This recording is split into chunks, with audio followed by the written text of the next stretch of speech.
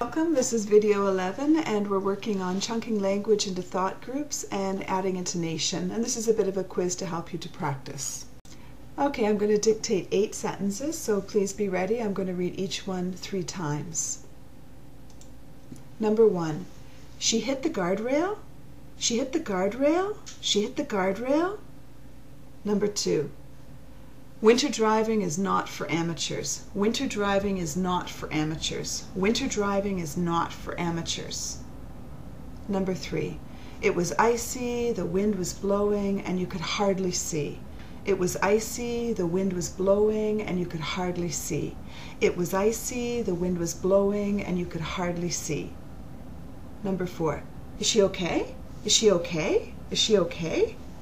Number 5. The car's a total wreck. The car's a total wreck. The car's a total wreck. Number 6. Her insurance will cost her a fortune now. Her insurance will cost her a fortune now. Her insurance will cost her a fortune now. Number 7. Number 7. Yeah, she has hardly ever driven on the highway, and she took 8 to the 401 and then 6 into Guelph. Yeah, she's hardly ever driven on the highway, and she took 8 to the 401 and then 6 into Guelph. Yeah, she's hardly ever driven on the highway, and she took 8 to the 401 and then 6 into Guelph. Number 8. Jenny smashed into the side of the highway. Jenny smashed into the side of the highway. Jenny smashed into the side of the highway.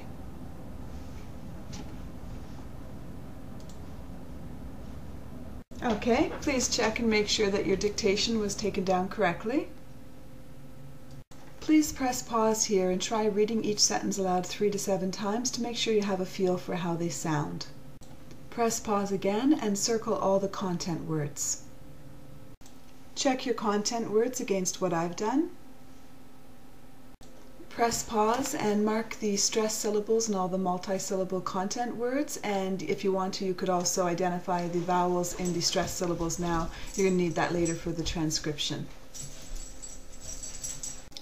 I've marked the words rail. I use that as a 2-syllable word with a ray followed by a schwa L.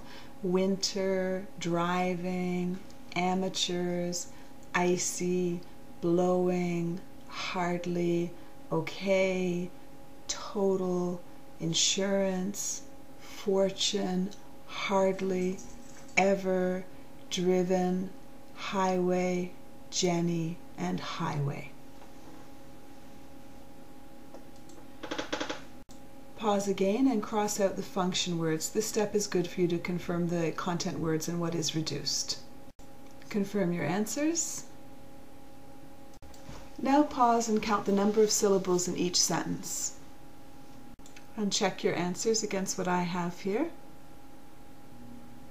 Okay, take a few minutes and transcribe all of the sentences into IPA or a modified IPA format. It's quite possible that you transcribe some of your words or parts of your sentences differently than I did, and that's okay as long as it makes sense according to your dialect. You'll notice in number 7, I think on one of the previous ones, I deleted the T after the N, which is common in some dialects of English. I wanted you just to notice that now. We'll look at the rules for how Canadian English speakers pronounce T later with consonants, but it's quite interesting. Did I say interesting or interesting? I said interesting. Now create a possible 2-person dialogue by combining the individual sentences into combination. Here's the dialogue I had in mind, but I've had students come up with different versions in the past. Person 1, Jenny smashed into the side of the highway. Person 2, she hit the guardrail? Person 1, yeah, she's hardly ever driven on the highway, and she took 8 to the 401 and then 6 into Guelph. It was icy, the wind was blowing, and you could hardly see. Person 2, winter driving is not for amateurs. Is she okay? Person 1, the car is a total wreck. Her insurance will cost her a fortune now. And you'll notice each time I read it a little bit differently, and that's the challenge with intonation. It depends on what you're imagining in your own mind at that particular time. So there's no right or wrong. Now pause and mark the lightly thought groups or spoken phrases using a single slash for phrases and a double slash for sentence end. There are a number of different ways that you could have divided these sentences into phrases. I'll show you right here the way I might have done it for an ESL group so that they could see the subject phrase, the verb phrase, prepositional phrase, prepositional phrase. Of course, in number 2, you can't have she alone, if you remember the rule that a pronoun cannot stand alone, so it had to go in with the verb. And there are a number of other ones that could have been divided slightly differently, but I thought that this was a workable division. Now pause and try to identify what intonation curves you might have on each of those phrases, and it's going to be really challenging because it really depends on how you read it, but take a guess at it. There are a couple of them where the high rises are that are not variable. Okay, you can see here my attempt at identifying how I might read this particular dialogue, but again it will depend on the interpretation, and that's both the challenge and the fascinating thing about intonation. So here we have Jenny smashed into the side of the highway. And I'm telling it in an excited way, so I'm going low rise, low rise, low rise. Jenny smashed into the side of the highway. I'm gossiping, basically. Person 2. She hit the guardrail? So they're asking a yes-no question. They want confirmation. Even on the word hit, there's a bit of a combination low rise, high rise. That was a question. In the next one, yeah. So we might be ridiculing Jenny here. Yeah, she's hardly ever driven on the highway, and she took 8 to the 401 and then 6 into Guelph. It was icy, the wind was blowing, and you could hardly see. Winter driving is not for amateurs. Is she okay? The car's a total wreck. Her insurance will cost her a fortune now. So it's really hard to read it on demand, which you'll find in the classroom as well, but you can start to get a feel for what's possible. And one of the most important things is that there is a variety of intonation there, so the person sounds like somebody that you'd want to listen to.